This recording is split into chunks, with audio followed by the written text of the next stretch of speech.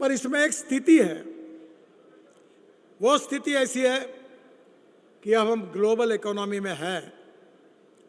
मक्के का भाव अमेरिका तय करती है, शक्कर का भाव, चीनी का भाव ब्राज़ील तय करता है, तेल का भाव मलेशिया तय करता है, और अब ग्लोबल इकोनॉमी में भाव तय करना हमारे हाथ में नहीं है।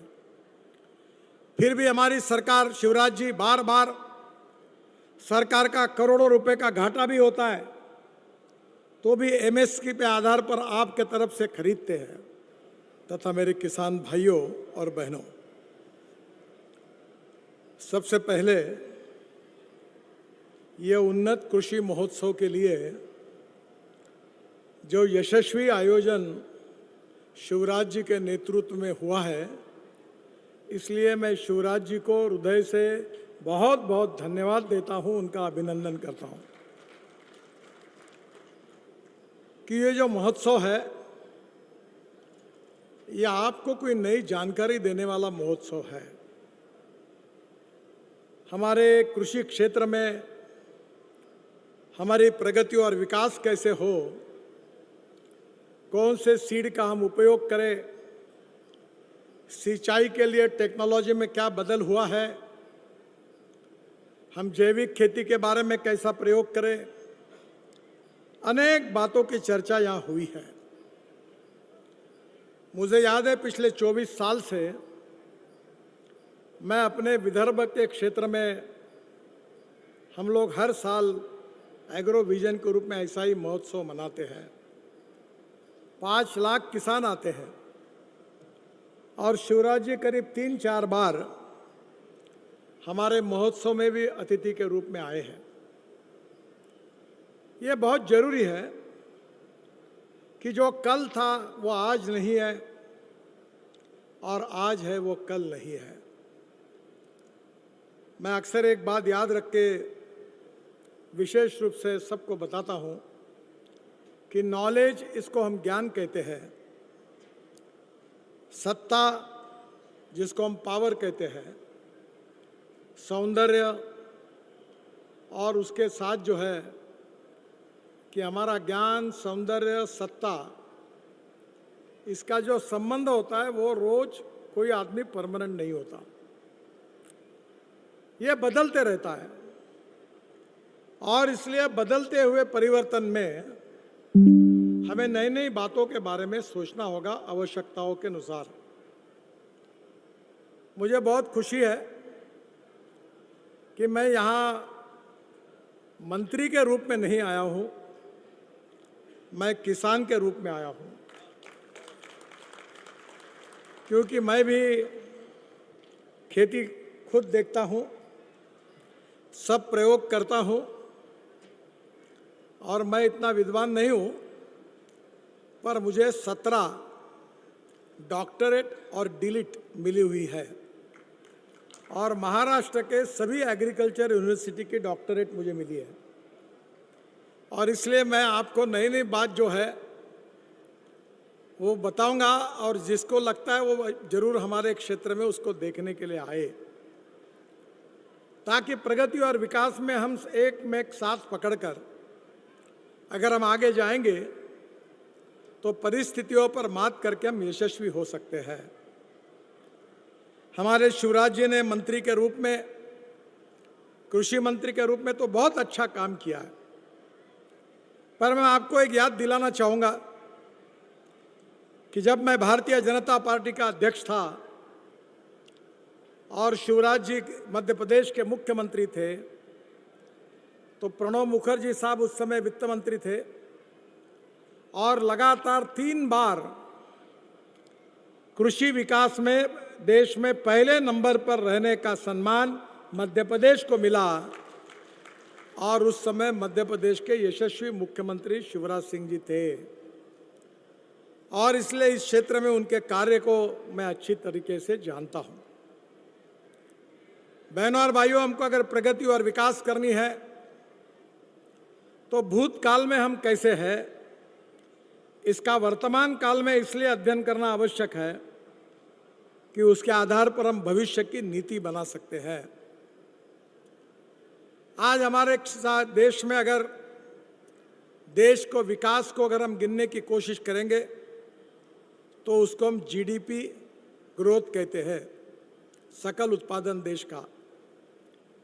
और हमारे देश में जो सकल उत्पादन है वो हमारे सर्विस सेक्टर से 55% आता है जीडीपी के लिए, इंडस्ट्री का 27% है, और हमारे कृषि क्षेत्र का जो हमारा उत्पादन है वो पशुधन से 5%, हमारे एग्रीकल्चर जो उत्पादन है गेहूं चावल जो क्रॉप इकोनॉमी जिसको कहते हैं वो 10%, फिशरी से 1.5% और जंगल से फॉरेस्ट से 1.5%, ऐसा 18% आता है। अब ये देखिए कि गांधी जी एक समय कहते थे कि हमारा देश गांवों में बसता है, पर धीरे धीरे गांधी जी ने कही हुई बात उस समय के सरकारों ने नहीं सुनी और परिणाम ये हुआ कि बड़े प्रमाण पर गांव की आबादी शहर के तरफ चली गई। मुंबई, दिल्ली, कलकत्ता, चेन्नई, बेंगलोर, इनकी आबादी बहुत बढ़ गई और गांव के लड़के रोजगार के लिए शहर की तरफ जाने लगे। बहुत बड़ा माइग्रेशन हुआ। यह खुशी से नहीं हुआ है, यह मजबूरी से हुआ है। गांव में जाने के लिए अच्छे रोड चाहिए, पीने के लिए शुद्ध और स्वच्छ पानी चाहिए, गांव में किसानों के फसल के सही दाम चाहिए, गांव में उद्योग चाहिए ताकि युवाओं को रोजगार मिले, अच्छी स्कूल, अच्छी कॉलेज चाहिए, मनोरंजन के साधन चाहिए।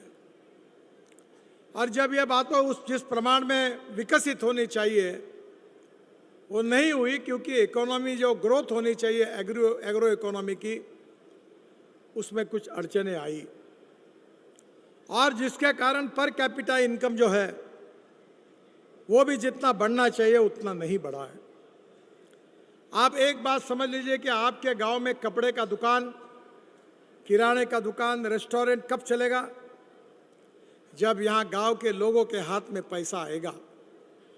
ये गांव के किसान हैं, उनके हाथ में जब प्रॉफिट से पैसा आएगा तो खर्चा करने की उनकी ताकत यानी परचेसिंग पावर, क्रय शक्ति बढ़ेगी और हाथ में पैसा आएगा तो कपड़े का दुकान चलने वाला है।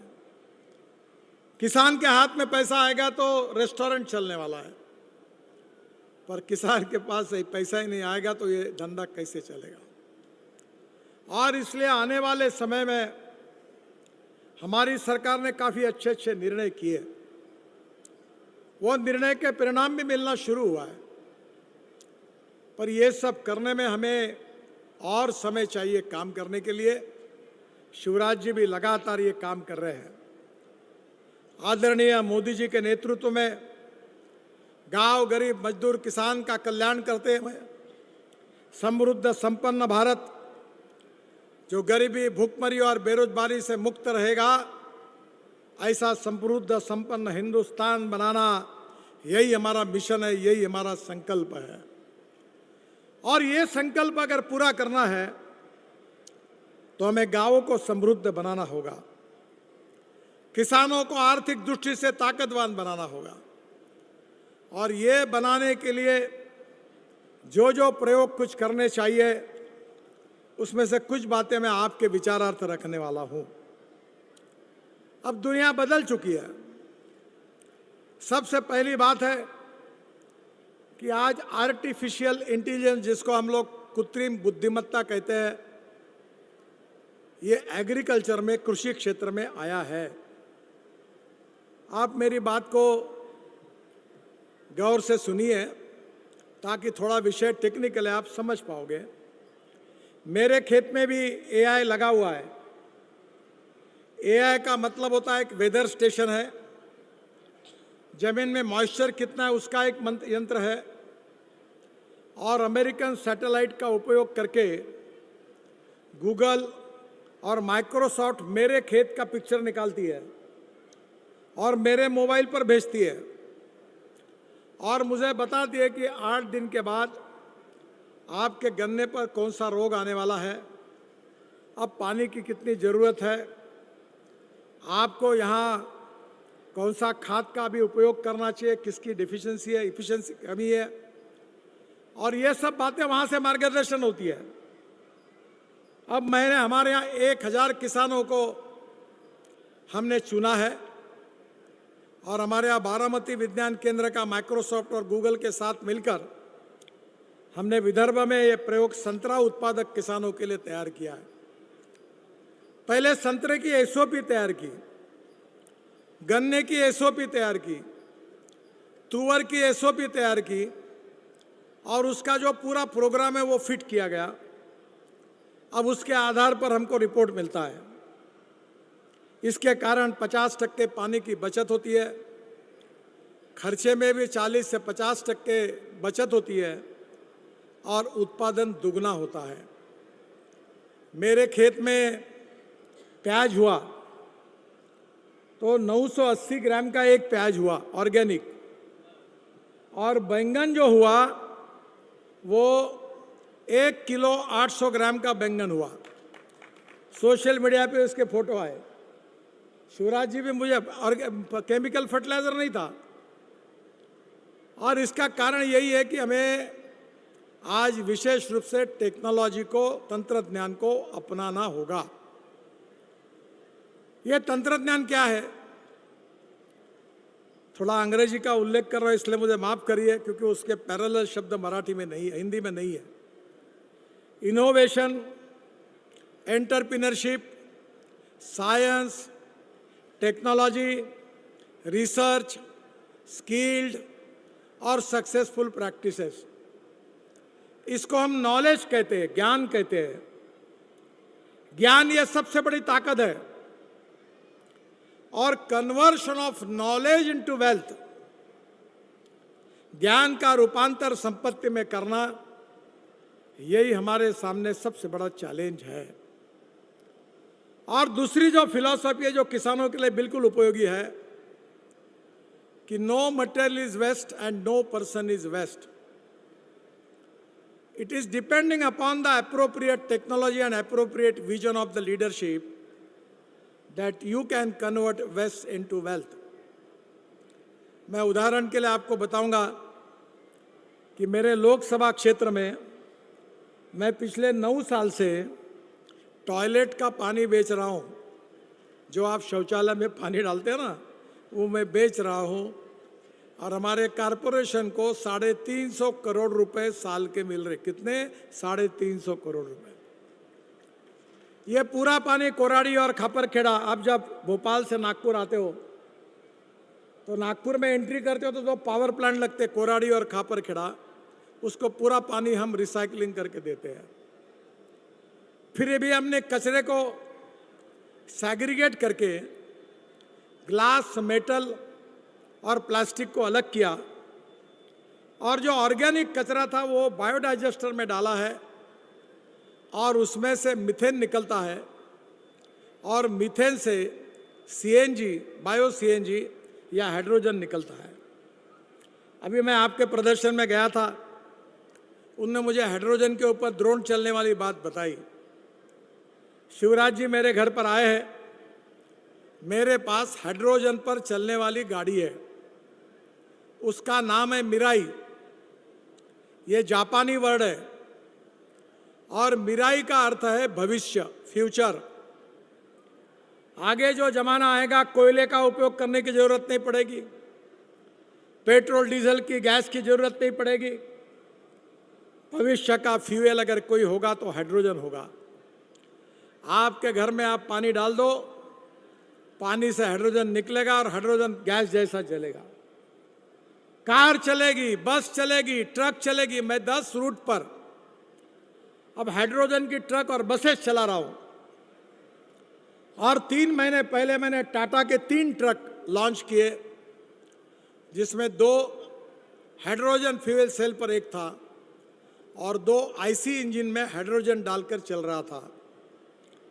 यानी इसका मतलब जो है कि दुनिया बदल रही है, और इसलिए हमारे पास जो अभी जो चावल होता है, तो चावल से हमारे दिल्ली में, पंजाब हरियाणा में, हरियाणा के मंत्री यहाँ आए हैं, ये परली बोलते, परली, राइस स्ट्रॉ। आपका अभी मैंने हेलीकॉप्टर से देखा कि गेहूं निकालने के बाद खेत जला दिया था। ये मत करिए। अभी हमने परली जो जलती है, जैसे परली है, cotton straw, wheat straw, rice straw, bagasse, इन सब बातों को हम बायोडाइजेस्टर में डालकर हम गैस बना रहे। 4000 प्लांट देश में आ रहे हैं। बजाज सुपर स्कूटर सुनिए ना आपने, वो बजाज की स्कूटर मैंने लॉन्च की पुणे में 1 साल पहले। वो ये जो सीएनजी पे चलती है, जो आप बनाओगे उस पे चलती है। 1 किलोमीटर पेट्रोल से चलने के लिए 2 रुपये 40 पैसा खर्चा आता है, और किसान का ये सीएनजी तैयार होगा, इसके ऊपर 1 रुपया आएगा। और इसलिए आने वाले समय में टेक्नोलॉजी का उपयोग करके हम गेहूं, चावल, संतरा, मौसम्बी, टमाटर तो करें, मक्का लगाए, पर इसमें एक स्थिति है। वो स्थिति ऐसी है कि अब हम ग्लोबल इकोनॉमी में हैं। मक्के का भाव अमेरिका तय करती है, शक्कर का भाव, चीनी का भाव ब्राज़ील तय करता है, तेल का भाव मलेशिया तय करता है, और अब ग्लोबल इकोनॉमी में भाव तय करना हमारे हाथ में नहीं है। फिर भी हमारी सरकार, शिवराज जी, बार बार सरकार का करोड़ों रुपए का घाटा भी होता है, तो भी एमएसपी पे आधार पर आपके तरफ से खरीदते हैं। पर यह स्थिति हमको बदलना है, और ये बदलने के लिए पहला काम अगर कोई करना है तो हमारा किसान अन्नदाता है ही, पर अब हमारा किसान ऊर्जादाता बना है।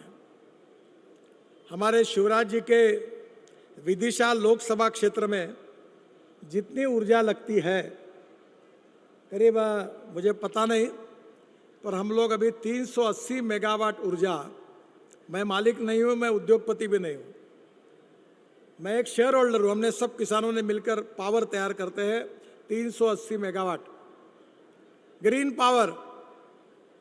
और आज मैं आपको बताना चाहता हूँ, किसान हमारा ऊर्जादाता बन गया।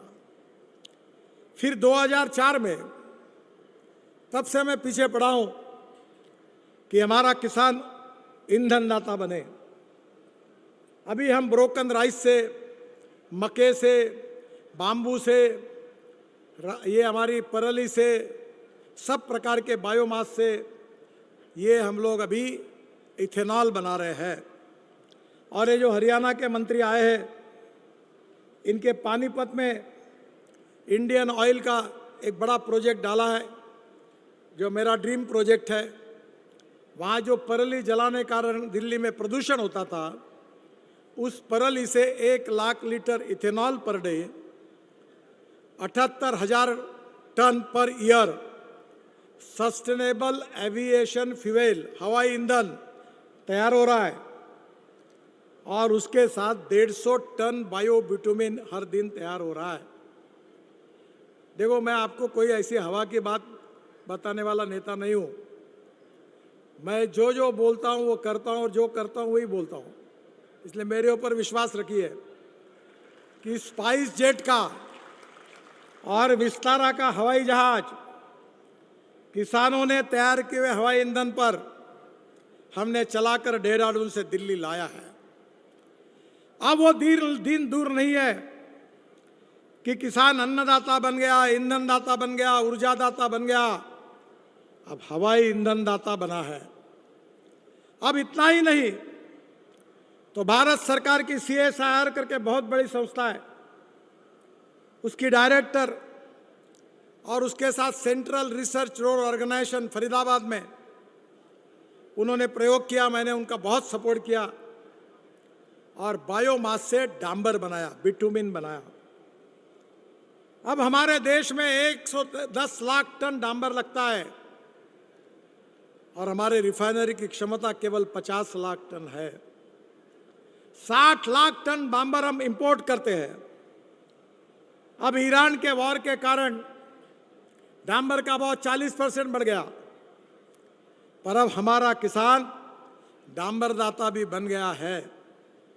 और मुझे बताते हुए खुशी हो रही है कि हमारी सेंट्रल रिसर्च रोड ऑर्गेनाइजेशन ने 23 लोगों को पेटेंट बेचा है। और आपके मध्य प्रदेश से जब जबलपुर से आप नागपुर आओगे तो मनसर करके गांव लगता है नागपुर के पहले, वहाँ NHAI ने 1 किलोमीटर रोड ये किसानों ने तैयार किए हुए डांबर पर बनाया है, वो 100% सक्सेसफुल हुआ है। तो ये गेहूं का गवांडा है, राइस हस है, कॉटन स्ट्रॉ है, व्हीट स्ट्रॉ है, बगास है, इससे डांबर बन सकता है। तो किसान अब डांबर दाता बना है और आगे हाइड्रोजन दाता भी बना है। Hydrogen is a fuel for the future. आज हम 22 लाख करोड़ रुपए खर्चा कर रहे हैं कि विदेशों से हम लोग पेट्रोल, डीजल और गैस को आयात कर रहे हैं। और आज अगर ये 22 लाख में से 10 लाख करोड़ अगर किसानों के जेब में जाएंगे तो किसानों के लड़कों को, युवाओं को कितने रोजगार मिलेंगे, गांव का कितना विकास होगा, आप सोचिए। मेरे पास गाड़ी है टोयोटा कंपनी की इनोवा, शिवराज जी को पता है, मैं वही गाड़ी में चलाता हूँ। बुलेट प्रूफ गाड़ी मुझे मिली है क्योंकि मैं Z+ में बैठता नहीं उसमें। मैं इलेक्ट्रिक, इथेनॉल और हाइड्रोजन की गाड़ी यूज करता हूँ, 100% इथेनॉल।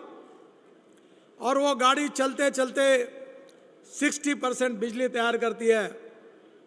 और पेट्रोल के तुलना में अगर एवरेज निकाला जाएगा तो 25 रुपए लीटर पेट्रोल का भाव आता है। मैं ट्रांसपोर्ट मंत्री हूं, अभी ट्रैक्टर बन रहा है। मैंने सब ट्रैक्टर कंपनी वालों को, शिवराज जी के साथ भी उनकी बात हुई, मैंने उनको बुलाया कि हमारे यूरो 6 से नाम लग रहे थे। उन्होंने कहा साहब हमको मुदत दो। मैंने कहा एक कंडीशन पे देता हूं कि इलेक्ट्रिक पर चलने वाला, हाइड्रोजन पर चलने वाला, CNG और इथेनॉल ऐसे फ्लेक्स इंजन पर चलने वाला तुम ट्रैक्टर तैयार करो। एक ट्रैक्टर के पीछे किसान की 1 लाख रुपए की बचत होगी, 1 लाख रुपए बचेगा। और मेरे पास है, अब आ जाओ देखने के लिए, नागपुर नजदीक है यहाँ से, इलेक्ट्रिक का ट्रैक्टर है, पर अड़चन ये 1.5 घंटा चलता है। और वो ट्रैक्टर में मैंने मेरे घर मकान पर सोलर लगाया है, तो ट्रैक्टर चलाने का खर्चा 0 हो गया। और वो मेरे पास दूसरा अभी ट्रैक्टर आ रहा है, वो इथेनॉल और CNG पे चलेगा। सब ट्रैक्टर कंपनियों ने, मुझे महिंद्रा ने बनाया CNG पर, मर्सी फर्गुसन ने बनाया।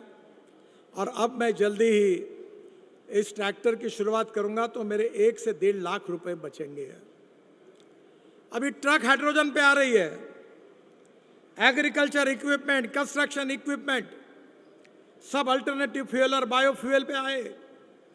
मैंने पहली इलेक्ट्रिक गाड़ी जब लॉन्च की थी तो पत्रकार मुझे पूछते थे कि ये गाड़ी रास्ते में बंद होगी तो धक्का मारने के लिए आप आओगे क्या? अब पड़ी किसी की बंद पड़ी? अभी 80% ग्रोथ है। Electric car, electric auto rickshaw, electric e rickshaw, electric truck, electric bus, अब इलेक्ट्रिक कंस्ट्रक्शन और एग्रीकल्चर इक्विपमेंट भी आ रहे हैं। ट्रैक्टर भी आने वाला है। To save money is to earn money. और अब किसान अन्नदाता नहीं, ऊर्जा दाता, ईंधन दाता, बिटुमिन दाता, हवाई ईंधन दाता, हाइड्रोजन दाता जब बनेगा तो हमारा इंपोर्ट कम हो जाएगा। और इंपोर्ट जब कम हो जाएगा तो ये पैसा किसानों के घर में, उनके जेब में जाएगा और गांव समृद्ध और संपन्न बनेंगे। ये हमारी सरकार ने शुरुआत की है। पर एक बात जरूर है कि आउट ऑफ बॉक्स अगर कोई बात बताई जाती है तो लोग समझने के लिए बहुत समय लगाते हैं, उनका विश्वास नहीं बैठता। मैं जब महाराष्ट्र में मंत्री था तो मुंबई और पुणे के बीच में एक हाईवे बनाया था, तो 9 घंटे लगते थे। तो मैंने कहा 2 घंटे में होगा।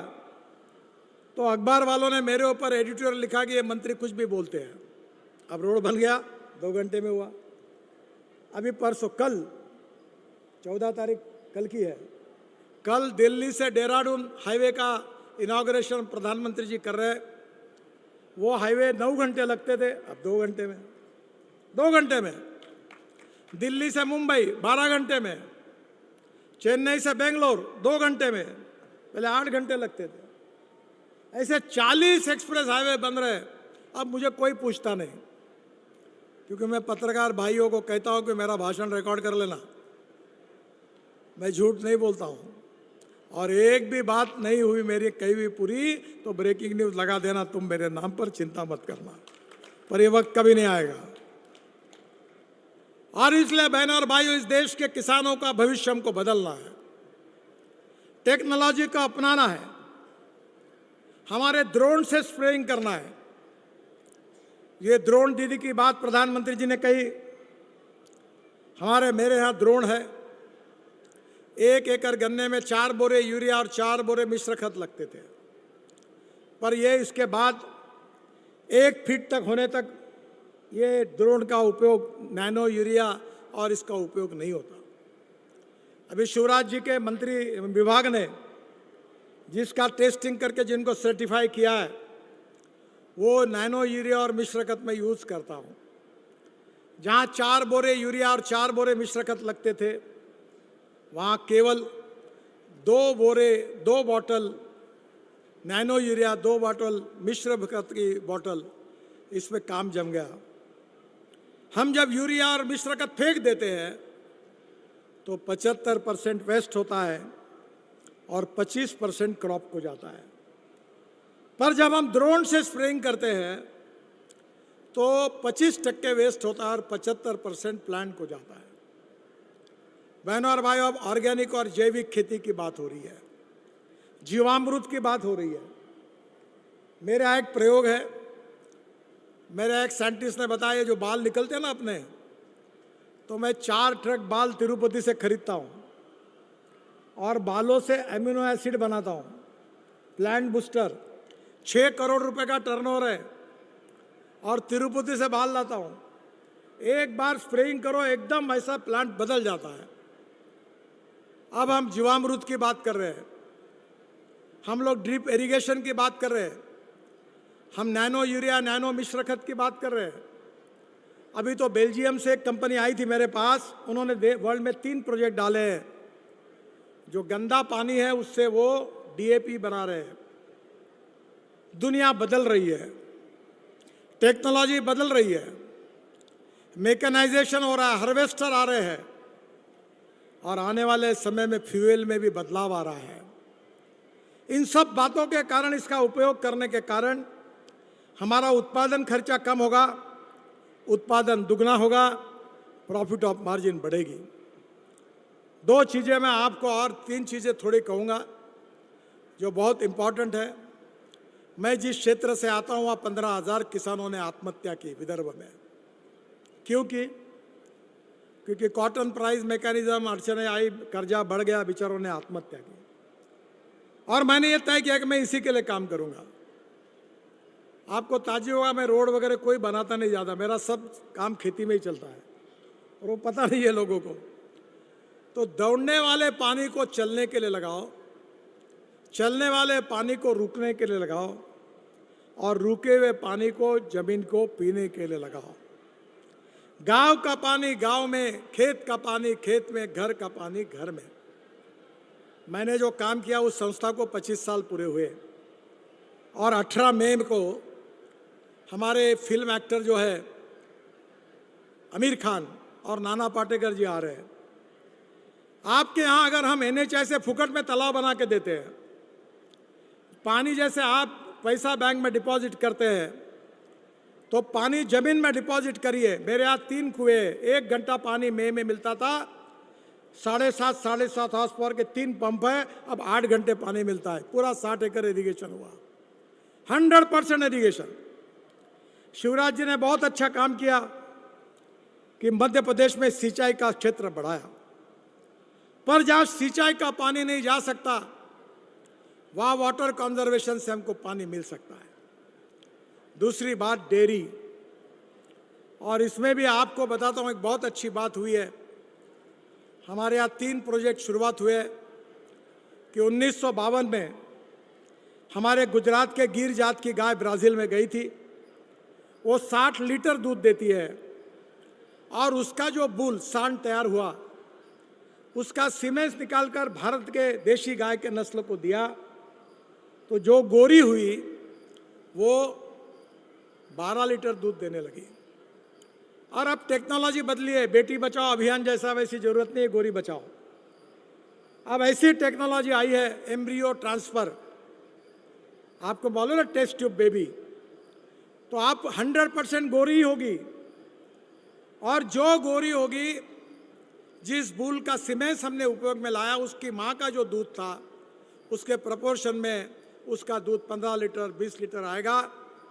तो हम दूध के कारण हम किसानों की गरीबी दूर कर सकते हैं। हमने मदर डेयरी लाई। अब विदर्भ में नागपुर में 1000 करोड़ का बड़ा प्लांट डाला है। 6 लाख लीटर दूध हमारे यहाँ होता है। और हमारे महाराष्ट्र में कोल्हापुर जिले में 90 लाख लीटर होता है एक जिले में। तो दूध के तरफ ध्यान दीजिए। और दूसरा जो है फिश, ब्लू इकोनॉमी, ये पूरा एक्सपोर्ट होता है। अगर किसान का उत्पादन बढ़ाना है तो उसके पूरक उद्योगों की तरफ ध्यान देना पड़ेगा। प्रोसेसिंग प्लांट लगाने पड़ेंगे, IQF, cold storage, pre cooling plant, इसका निर्माण करना होगा। सरकार की अच्छी अच्छी योजनाएं हैं। नहीं तो जब मार्केट में उत्पादन ज़्यादा होता है तो भाव गिर जाते हैं, और जब भाव बढ़ जाते हैं तो माल बेचने के लिए किसान के पास नहीं होता। बहनों और भाइयों, मुझे बड़ी खुशी है कि आपको यह टेक्नोलॉजी की जानकारी मिले, आपका उत्पादन बढ़े, आपका प्रॉफिट बढ़े, हमारा किसान सुखी समृद्ध संपन्न बने। इसी भाव से हमारे कृषि मंत्री जी ने यह कार्यक्रम का आयोजन किया है। आप प्रयोग करके देखिए, जानकारियों को, नॉलेज को इकट्ठा करिए और आपके अनुभव पर आप आगे जाइए। हमें देश के जीडीपी में कम से कम 30% कंट्रीब्यूशन एग्रीकल्चर और अलाइड सेक्टर का जब हम करेंगे तो कोई गांव से कोई किसान का बेटा शहर की तरफ नहीं भागेगा। स्मार्ट शहर नहीं, स्मार्ट विलेज बनेंगे।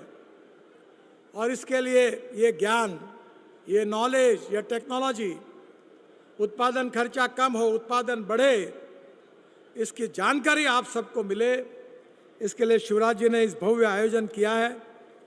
मुझे बहुत खुशी हुई है कि ये जो आयोजन है ये आपके भविष्य को बदलने वाला है। इसीलिए ये जो कृषि साक्षरता, एआई इन एग्रीकल्चर, ये कृषि साक्षरता, आधुनिक कृषि साक्षरता, ये जानकारी आपको यही मिलेगी।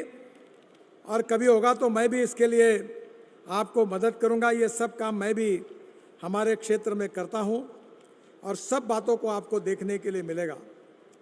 शिवराज जी ने कुछ बातें मुझे रखी है। नर्मदापुरम जिले में स्थित जो हमारा ब्रिज है उसके सौंदर्यीकरण के बारे में मैं उसको मंजूरी देता हूँ और काम करने की सूचना अधिकारियों को देता है। रायसेन के पूर्वी बाईपास के लिए उन्होंने मांग की है। मैं डीपीआर बनाने के आदेश देता हूं, पर एक ही मेरी प्रार्थना है कि इसकी लैंड एक्विजिशन की कॉस्ट केवल मध्य प्रदेश सरकार से आप दिलाइए, बाकी रोड मैं बना दूंगा, इसके भी पूरा कर दूंगा। ये NH 45 पर सुल्तानपुर जंक्शन में वहाँ कुछ 4 लेन का रोड आता है, उसमें से राज्य सरकार से प्रस्ताव भेजिए। मैं इसमें भी जो मदद कर सकता हूँ ज़रूर करने की कोशिश करूँगा। बाकी भी बातें हमारे यहाँ के मंत्री विधायकों ने मुझे पत्र दिए हैं, सब मैंने साथ में लिए हैं। निश्चित रूप से उनके कामों को करने की मैं कोशिश करूँगा। मुझे बहुत खुशी है कि कृषि उत्पादन में मध्य प्रदेश देश में आगे है। शिवराज जी ने किया हुआ काम हमारे देश ने रिकॉग्नाइज किया है। यूपीए सरकार ने लगातार 3 बार उनको अवार्ड दिया है।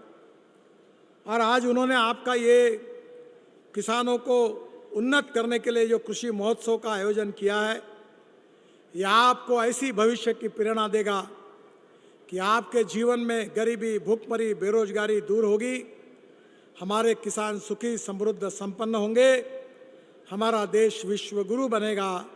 और प्रधानमंत्री का जो सपना है कि $5 ट्रिलियन की इकोनॉमी बनाकर वर्ल्ड की 3rd लार्जेस्ट अर्थव्यवस्था हमको बनना है, वो बनने में किसानों के बिना नहीं हो सकता। आपके सहयोग से वो सपना निश्चित रूप से पूरा होगा और वो सपना पूरा करने में हमारे लोकप्रिय कृषि मंत्री शिवराज सिंह चौहान का कार्य, उनकी भूमिका बहुत महत्वपूर्ण होगी। मैं उनको बहुत बहुत बधाई देता हूं, आप सबको बधाई देता हूं, आपका अभिनंदन करता हूं और इसका उपयोग करके आप आपके जीवन में जरूर बदलाव करिए, यही नम्रतापूर्वक प्रार्थना करता हूं। बहुत बहुत धन्यवाद। नमस्कार। आसाम एवं दार्जिलिंग के चुनिंदा बागानों की चाय, प्रीमियम क्वालिटी, मेरी टी 287 ग्रीन टी। संपर्क करें 075822242000।